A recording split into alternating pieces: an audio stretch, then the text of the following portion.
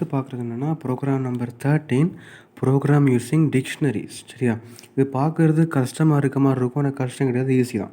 இப்போ டிக்ஷனரிஸை பொறுத்த வரைக்கும் இப்போ நம்ம லிஸ்ட் டியூப்பெல்லாம் எடுத்துக்கிட்டோம்னா நம்ம வந்து ஒரு வேரியபிள் அசைன் சும்மா ஒரு வேரியபிள் அசைன் பண்ணிவிட்டு வேல்யூஸ் அசைன் பண்ணுவோம், அவ்வளோதான். அப்படி தானே? ஆனால் வந்து டிக்ஷனரியை பொறுத்த வரைக்கும் கொஞ்சம் வித்தியாசம் உண்டு.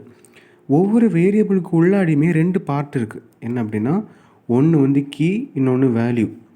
கீ வேல்யூ அப்படி என்னதுன்னா, இப்போ வந்து இது ஒரு டிக்ஷனரி ஏ = ஒரு டிக்ஷனரி வச்சுக்கோங்க. டிக்ஷனரி வந்து நம்ம வந்து இந்த கேர்லி ப்ராக்கெட்னு சொல்லுவாங்க. இந்த மாதிரி வளைச்ச ப்ராக்கெட் போடுவோம், அதான் டிக்ஷனரி. அதுக்குள்ளே இதுதான் ஒரு எலமெண்ட். ஃப்ரூட் ஆப்பிள் இருக்கிறது தான் ஒரு எலமெண்ட். எப்படி வருது அப்படின்னா, ஃப்ரூட் : ஆப்பிள். அதுக்கு அர்த்தம் என்னென்னா, ஃப்ரூட்டுங்கிறது கீ, ஆப்பிளுங்கிறது வேல்யூ. சரியா? பாரு, ஃப்ரூட் : ஆப்பிள் கொடுத்தோன்னா, அதாவது ஃப்ரூட்டுடைய வேல்யூ தான் என்னது? ஆப்பிள். அப்போ ஒரு எலமெண்ட்டுக்குள்ளாடியே என்ன இருக்குது? கீயும் இருக்குது, வேல்யூவும் இருக்குது. அப்போ நமக்கு முக்கியமான தேவை என்ன தான்? ஆப்பிள் தான். அப்போது அது என்னன்னு சொல்கிறது என்னது? ஃப்ரூட். இது கீ, இது வேல்யூ. அதே மாதிரி தான் என்ன வரும்? ஃப்ரூட்டு, ஆப்பிள், வெஜிடபிள், டொமேட்டோ, அந்த மாதிரி கீ வேல்யூ வச்சு தான் என்ன வரும்? டிக்ஷனரி வரும். அது வந்து பேசிக் தெரிஞ்சுக்கோங்க. அடுத்து என்னது அப்படின்னா, இப்போ நம்ம வந்து அதே மாதிரி தான், இப்போது லிஸ்ட் டியூப்பிள்ஸ் மாதிரி தான் ஒரு டிக்ஷனரி ஒரு அசைன் பண்ணி அதுக்கு கொஞ்சம் ஆப்ரேஷன்ஸ் பண்ணுறோம். டிக்ஷனரி வந்து மியூட்டபிள் ஆனது, அதை சேஞ்ச் பண்ணிக்கலாம். அப்போ ஆப்ரேஷன்ஸ் கண்டிப்பாக நிறைய இருக்கும். ஏன்னா ஈஸியாக தான் இருக்கும், தெரிஞ்சுக்கலாம். இப்போ பாரேன், இப்போ வந்து ஃபஸ்ட்டு ஒரு நம்ம அசைன் பண்ணுறோம். டிக்ஷனரி = ஃப்ரூட், அது key, apple. Fruit, apple, vegetable, tomato, number 15. சரியா? நம்ம என்ன பண்ணுறோம்? கீயும் வேல்யூ அசைன் பண்ணுறோம். மொத்தம் 3 எலமெண்ட்டு ஆட் பண்ணிருக்கோம். இது மொத்தமாக சேர்த்தா ஒரு எலமெண்ட் ஞாபகம் வச்சுக்கணும். ஒரு element, second element, third element. ஒவ்வொரு எலமெண்ட்லேயும் கீ இருக்குது, வேல்யூ இருக்குது. அது மாதிரி டிக்ஷனரி அசைன் பண்ணியாச்சு. அடுத்து என்ன பண்ணுறோம்னா, இங்கே இருக்கிற எல்லா எலமெண்ட்டையும் அப்படியே பிரிண்ட் பண்ணுறோம், அவ்வளோதான். அதுக்கு என்ன பண்ணுறோம்? Print of all elements, dict. அதுக்கு அர்த்தம் என்னென்னா, ஆல் எலமெண்ட்ஸ்னு சொல்லும்போது அப்படியே பிரிண்ட் ஆகும். சரியா? ஆல் எலமெண்ட்ஸ் அப்படியே பிரிண்ட் ஆகும்.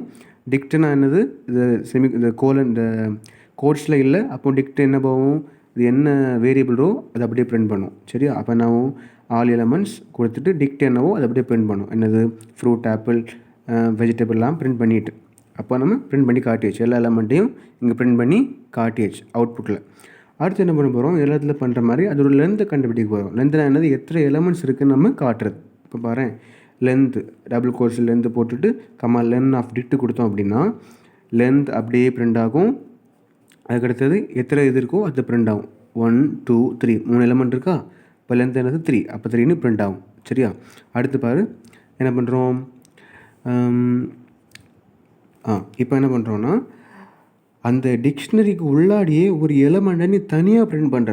மொத்தமாக பிரிண்ட் பண்ணிட்டோம், ஓகே. ஆனால் ஒரு எலமெண்ட்டை மட்டும். இப்போ வந்து ஆப்பிளில் இந்த ஃப்ரூட் என்னென்னு கேட்குறாங்க. அப்போ ஃப்ரூட்டை மட்டும் பிரிண்ட் பண்ணணும், வெஜிடபிளை மட்டும் பிரிண்ட் பண்ணணும். தனித்தனியாக பிரிண்ட் பண்ணுறது ஒரு மெத்தட் இருக்குது. என்ன அப்படின்னா, இப்போ போட்டுட்டேன்.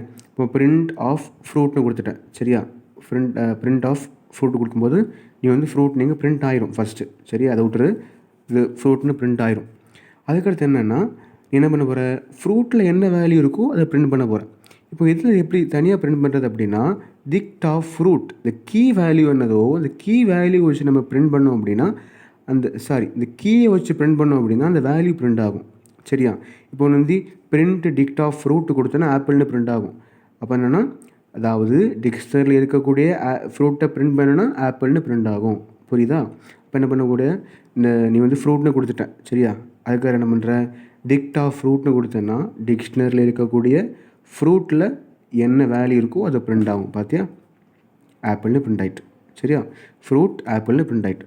ஒரு எலமெண்ட் தனியாக பிரிண்ட் பண்ணியாச்சு. அதுக்கு அடுத்து என்ன பண்ணுறோன்னா, ஒரு எலமெண்ட்டு புதுசாக ஆட் பண்ணுறோம், அப்டேட் பண்ணுறோம். அப்டேட் பண்ணுறதுக்கு தனி இது இருக்குது. ஆனால் வந்து டிக்ஷனரியை பொறுத்த வரைக்கும் என்னதுன்னா, அது மாதிரி அப் அண்ட்லாம் அதுக்கு கிடையாது. அது டிக்ஷனரியில் அப் அண்ட்லாம் கிடையாது. ஆட் பண்ணுறது ரொம்ப ஈஸி ஸ்டெப் இருக்குது. என்ன அப்படின்னா, டிக்ட் ஆஃப் நீ என்னதை ஆட் பண்ணுறியோ, அதை என்ன கீ கொடுக்க போகிறியோ அதை வந்து இந்த ஸ்கொயர் ப்ராக்கெட்ஸ்குள்ளே கொடுத்துட்டு ஈக்குவல் டு இந்த வேல்யூவை கொடுத்துக்கிற. சரியா? இப்போ நீ புதுசாக நேம் ஆட் பண்ணணும் அப்படின்னா நீ என்ன கொடுக்குற அப்படின்னா, டிக்ஷனரிக்கு உள்ளாடி ஒரு நேம் அப்படின்னு ஒரு கீ அசைன் பண்ணி அதில் ரோஷன் அப்படின்னு ஒரு வேல்யூவை நீங்கள் வந்து அசைன் பண்ணுங்க அப்படின்னு சொல்கிற. அதுக்கு ஃபார்முலா மாதிரி இருக்குது. என்னது? Dict of name = Roshan. சரியா? டிக்ட்டுக்குள்ளாடி நேம் அசைன் பண்ணி அதுக்கு ரோஷன் கொடுங்க நீ கொடுக்குற. நீ கொடுத்ததுக்கப்புறம் என்ன இது அதுக்குள்ள இங்கே ஸ்டோர் ஆகிட்டு, ஆனால் நீ பிரிண்ட் பண்ணலை. ஆனால் அவுட்புட்டில் நீ பிரிண்ட் பண்ணி காட்டணும். அதுக்கு என்ன பண்ணுற அப்படின்னா print of after updating dict. அப்போ என்ன ஆகும், ஆஃப்டர் அப்டேட்டிங் அப்படியே பிரிண்ட் ஆயிரும். டிக்ட்னா என்னது, புதுசாக நீ ஒன்று ஸ்டோர் ஆகிருக்கு, அப்போ திருப்பி நீ டிக்டை பிரிண்ட் பண்ணும்போது என்ன ஆகும், புதுசாக நீ அப்டேட் பண்ணும்போது சேர்ந்து பிரிண்ட் ஆகும். பாரு, ஃப்ரூட்டு பிரிண்ட் ஆகிட்டு, வெஜிடபிள் நம்பர் இதெல்லாம் ஆல்ரெடி கொடுத்தது பிரிண்ட் ஆகிட்டு. நீ எக்ஸ்ட்ரா ஆட் பண்ணது என்னது, நேம் ரோஷன். இந்த ஸ்டெப் யூஸ் பண்ணி ஆட் பண்ண அது நான் அதுவும் பிரிண்ட் ஆகிட்டு. அப்போ நீ என்ன பண்ணிட்ட, அதை பிரிண்ட் பண்ணிவிட்ட, ஆட் பண்ணியிருக்கேன்னு பிரிண்ட் பண்ணி காட்டிட்டேன். சரியா? அதுக்கடுத்து என்னென்னா ஒரு இதை டெலீட் பண்ணுறதும் ஈஸி தான். அது என்னென்னா டிக்ட் ஆஃப் வெஜ். அதுக்கு அர்த்தம் என்னென்னா ஒரு எலமெண்ட்டை டெலீட் பண்ணுற அப்படின்னா அதுக்கு கீவேர்டு என்னது டெல். சரியா? டெல் கொடுத்துட்டு அதோட வேரியபிள் நேம் என்னதோ அதை கொடுத்துரு.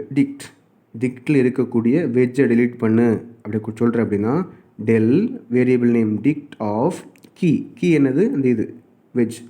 அப்போது டெல் டிக்ட் ஆஃப் வெஜ்னு கொடுத்தேன் அப்படின்னா டிக்டில் இருக்கக்கூடிய வெஜ்ஜு டெலீட் ஆயிரும். அதுக்கப்புறம் டெலீட் ஆனதுக்கப்புறம் அங்கே ஸ்டோர் ஆகிட்டு நான் பிரிண்ட் பண்ணலை. நீ நல்ல ஞாபகம் வச்சுக்கோ, அவுட்புட்டில் என்ன வருது, நீ எதெல்லாம் பிரிண்ட் பண்ணணும்னு சொன்னியோ அதை மட்டும் தான் பிரிண்ட் பண்ணும். அதான் அவுட்புட். ஸோ நீ என்ன பண்ணணும், டெலீட் பண்ணிட்டேன் அப்படின்னா டெலீட் பண்ணிட்டேன்னு காட்டணும். அப்போ என்ன பண்ணுற, பிரிண்ட் ஆஃப்டர் டெலீட்டிங் டிக்ட் கொடுத்த அப்படின்னா டபுள் கோர்ஸ் இருக்கிறதுனால ஆஃப்டர் டெலீட்டிங் அப்படியே பிரிண்ட் ஆயிரும். டிக்ட்னா என்னது, தற்போதைக்கு டிக்டில் என்னதெல்லாம் இருக்கோ அதெல்லாம் ஸ்டோர் ஆகும். நீ ஆல்ரெடி ஆட் பண்ண நேம் இருக்கும், ஆனால் என்ன இருக்காது, வெஜ் இருக்காது. ஏன்னா டெலீட் பண்ணிட்டேன். இப்போ பாரு, ஃப்ரூட்டில் ஆப்பிள் இருக்குது, நம்மூன்னு இருக்குது, ஆனால் வெஜ்ஜில் நீ டெலீட் பண்ணிவிட்ட, நேம் இருக்குது ப்ளஸ் ஆட் பண்ண. அப்போ தற்போதைக்கு என்ன இருக்குது, இதான் இருக்குது. அப்போ ஆஃப்டர் டெலிட்டிங் காட்டு இப்போ இருக்கிற டிக்ஷனரி பிரிண்ட் ஆகும். அவ்வளோதான்.